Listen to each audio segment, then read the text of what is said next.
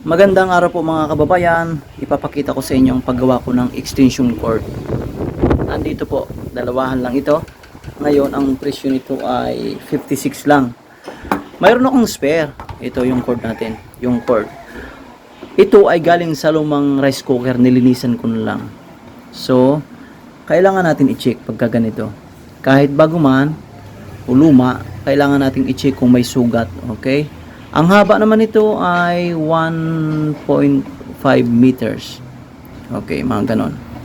Tapos, bali ang magiging load na gagamitin dito, charger lang, saka electric fan. Alam naman natin na ang wire ng ganito ay hindi bababa sa, sabihin nating 700 watts para sa rice cooker, pataas na yon.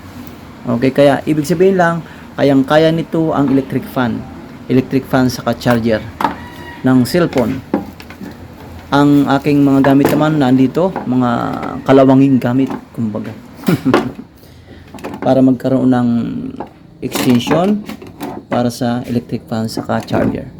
Ang gagawin ko, kakatingin ko ito para mapakinabangan kasi matagal na itong nakastock. Putulin, tapos iyakin dito, and then balatan natin. Ito, mumurahing stripper. Ito nga, ganyanin mo lang. Tapos para mag-release na siya. Kung mahina ang gripping spoon nito, masakit. Alright. Ayun. Parang ang liit, ano? Pero pwede yan. Galing sa rice cooker yan. Ang electric fan lang naman ay nasa 75 watts lang naman yun. Pilipitin natin. Minsan ang ginagawa ko, di ba binalatan ko na, tinitirhan ko ng ano dito, ng wire, o ng, ng ganito ng wire. Tapos ako UAP. Depende sa inyo. Pero yun ang ginawa ko sa ngayon. Yun ang ginawa ko sa ngayon. Tinanggal ko lahat. Minsan kasi, pag nagtanggal ako nito, dire-diretso na. Tapos, ito naman ay siyempre tatanggalin natin sa likod para makita ninyo. Tingnan natin ang likod. Ang sa loob, okay. Tanggalan natin para makita ninyo. Ayun. Tapos, of course, ito na. Ayun, kunin natin. Dahil nandito yung lalagyan ng wire, yan, lagyan ng wire. Nakita nyo po, bali ang wire niyan, kukonek dito, 1 and 2. Line 1, line 2. Tapos, ito naman, lalagyan natin ng biyak. Ito, tatanggalan natin para pagsuotan ng wire. Kahit maliit lang. Yan kahit cutter lang nito, kasi mahirap naman kahit kung ano kasi biglang mag-ano yan. Ayan. Tapos tingnan natin. Ayun. Asya na ba? Tingnan natin para masikip. Mas maganda yung masikip. Ganyan. Tapos ito naman. Ito yung pinaka holder ng wire. Tanggalin natin. Okay. Tanggalin natin to. Kung makikita ninyo, may uka siya. May uka, no? Pero, ang gagawin natin dito, pabaliktad natin ilalagay, ibabalik. Para ang wire natin, masikip. Pabaliktad ang gamit natin ito. Para maho-hold niya ang wire ng maayos. Yan, pabalik niya, paglagay natin ganyan na, pabalik na. Tapos, itong wire natin, iba-iba tayo ng iba-iba ang paglagay ng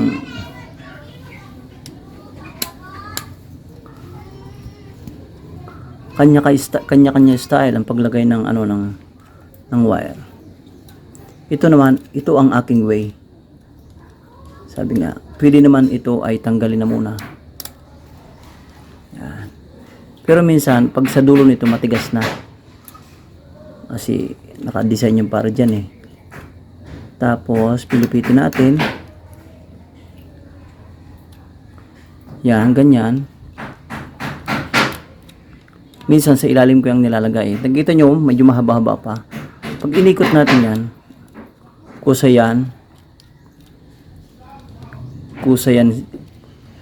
yan, lalapit doon sa bolt.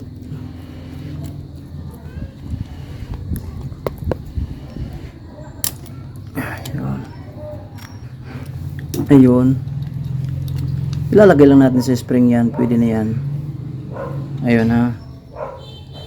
Tapos ayusin man natin. Mahigpit na po yan. Tapos ang isa naman ang anuhin natin. Kakabit.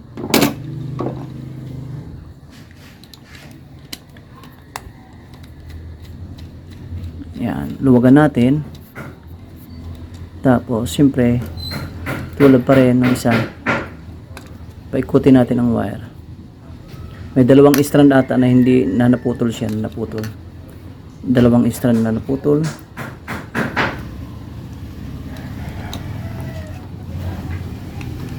Pero kung may lunglos nito maliit, mas bibilis.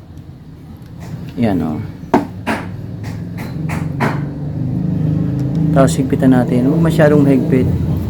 Yung sakto lang. Kasi itong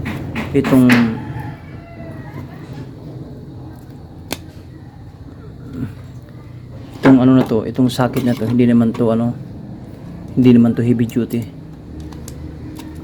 Ayun oh. Ayun. Ganyan na yan. Ayos na yan. Tingnan mo, tumikal ngayon oh, isa.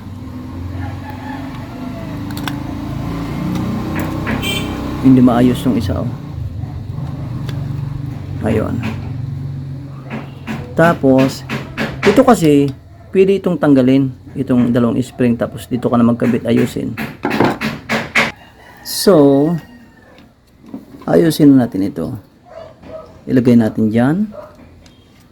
Tapos luwagan natin ng konti. Ilagay natin dito si spring. Tapos ang gagawin ko nito ay lalagyan natin ng konting ano dyan, bind or loop.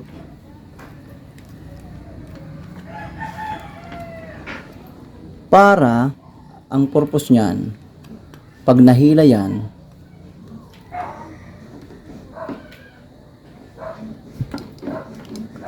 hindi ang tension niya manggagaling doon sa bolt, kundi masusuportahan natin nitong ano, clip. Masusuportahan ng clip.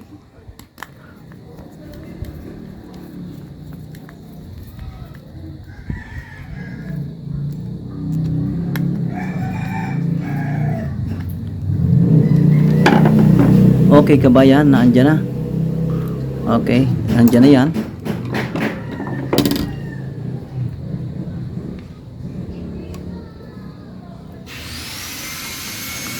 Nakabit na. Tapos nakita nyo po, may loop yan ano. Para itong ano natin wire.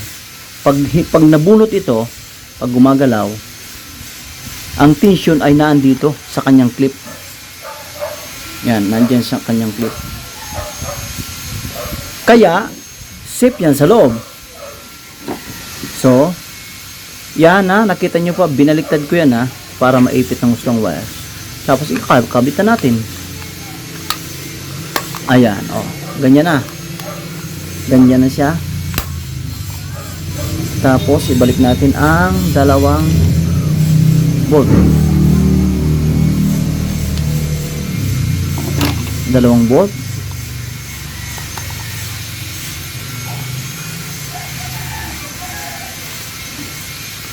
Siguraduhin natin na mahigpit at naibalik ito.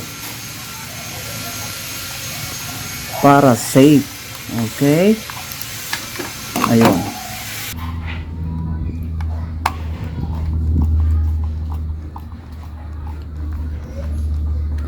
Ayun. Okay na. Yan. Kung gusto naman natin ikabit ito sa board, okay? Pwede naman, o kaya sa wall, pwede naman. So sa kasalukuyan, kahit patambling-tambling na muna ito. Okay, testingin natin kung may voltahe. Isaksak muna natin. Susubukan natin kung makakarating dito ang voltahe. Okay, nasaksak ko na ito. Siyempre, ang ano natin, ang multimeter natin, isisilik natin ito sa AC. Oops, AC. Tapos ang test rod, tingnan nyo po ano, ilalagay natin dito. Tayo dito. Ayun, nakita nyo po. 230 volts. Dito, mayroong voltahe. Dito, mayroong voltahe. So, ayos na.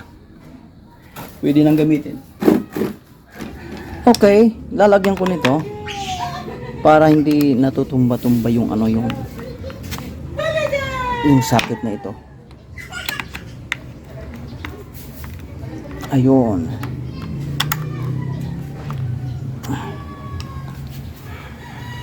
Okay.